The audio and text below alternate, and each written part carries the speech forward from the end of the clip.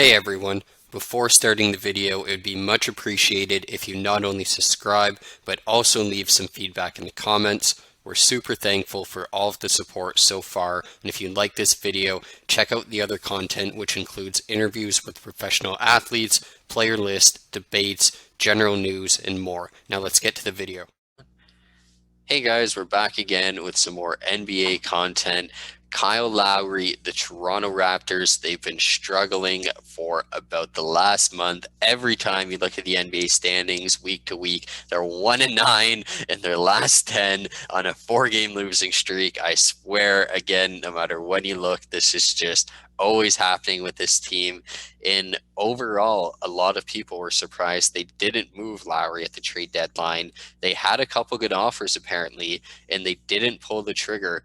And some rumors have suggested that he hasn't liked any of the other deals that teams were offering him. And with that being said, it creates the question of not only was he staying there because maybe they thought they had a shot for playoffs, like we discussed in another video, maybe it's deeper. Maybe Kyle Lowry is actually looking to re-sign with the Toronto Raptors beyond this season. Kyle Lowry has said that he's going to retire Toronto Raptor. He's going to retire Toronto Raptor one day, but he never specified if it's going to be if he's going to come back and sign a one-day contract and retire with them. He's played for other teams in this league, notably Houston Rockets before coming to Toronto, but he's never had any kind of success that he's had in Toronto. He is considered right now the best Raptor of all time. If he wants to come back to Toronto, then you let him have it. You take it and you smile, because as much as they don't, by bringing Lowry back, they won't be able to afford bringing any other upgrades in. That's a reality. Lowry's going to cost money, but there's not very many other upgrades that you get past Kyle Lowry. And when you look at that team right now, whether it be Fred VanVleet, Pascal Siakam, OG Anunoby, Gary Trent Jr. is killing it right now.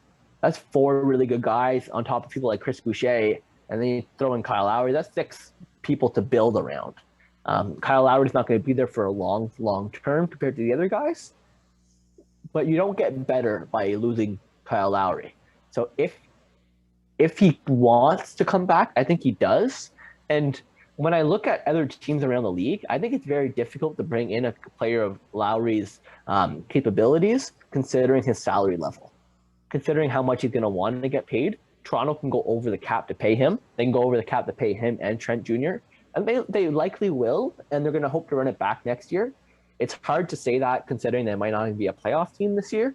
But in reality, I don't know how they can get better without Lowry. And if there's no other teams that can afford him, if they're not a title contender,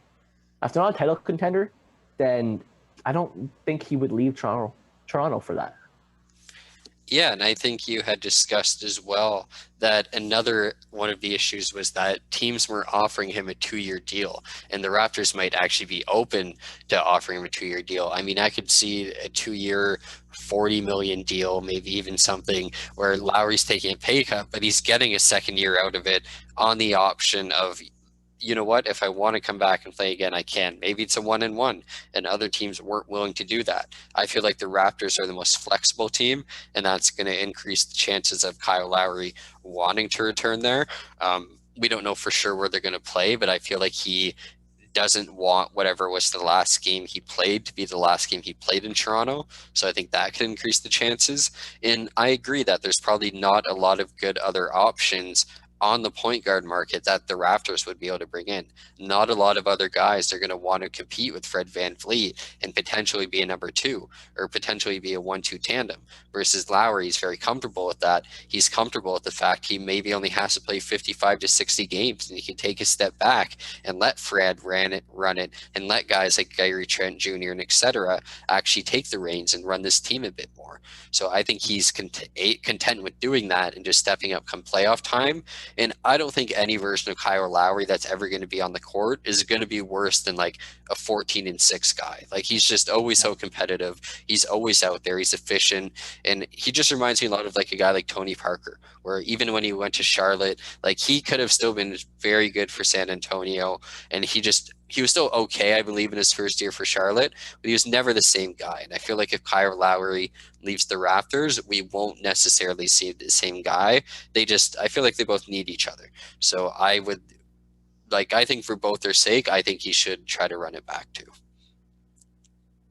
And it'll look great. It'll make it, if he runs it back, it makes it look like Toronto didn't make a mistake by not trading him at the trade deadline. I think that'll look good. Yeah, and you know what? They could trade him next trade deadline, probably for the exact same package that they declined this year in reality. He's worth a lot. And you compare him with Tony Parker. I like that comparison just by being a team leader.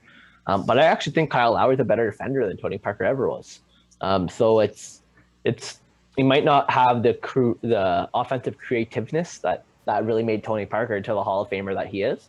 But Kyle Lowry is a Hall of Famer in his own right, and he deserves whatever he wants in the basketball world. So he could leave Toronto, but I just don't see it as a situation where he gets better for his career wise, for his life wise, with leaving Toronto, unless it comes to a competitor bringing him in, and a competitor bringing him in, they're just not going to be able to pay him what he's going to want. But I did just want to bring up as well. You had mentioned that they're 1-9 in their past 10 games. Maybe, yes, but today they actually won by 53 points and outscored the Golden State Warriors by 51 points in the second and third quarter combined. That's ridiculous. So if they can kind of use it as a rallying cry, especially with Lowry being out today, and they actually end up winning a couple games, making a run, even if they don't make the playoffs, but if they make a run for the playoffs, then I think Kyle Lowry would be interested in coming back.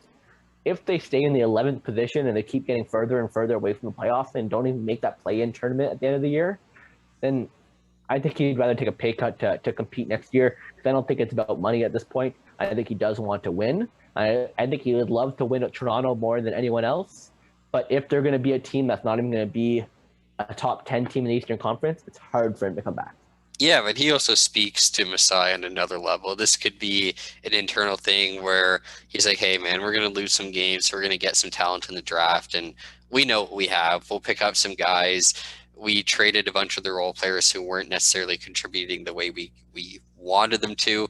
You know what Nick Nurse could do. You know what the guys around you could do. Sucks we had to lose Norman, but we have another scorer here in Gary. So just take the year off. Don't worry about it, and we'll just build it. We'll just build again for next year. Don't worry. That could be the conversation they're having. Yeah. And Lowry's very coach mentality in his own right too, so he could accept that. And that could be a very good conversation to be had, because again, looking back at that team, even without Kyle Lowry, they have a good 5 guys to kind of build around right now. And they might have a lot of holes this year, but those holes can be easily filled if they get the right guys in place. Like if this roster didn't have Aaron Baines and they had Serge Ibaka in it, we're probably talking about a whole different situation. Yeah, definitely. But let us know what you guys think in the comments. Don't forget to subscribe, and we'll see you soon with some more content.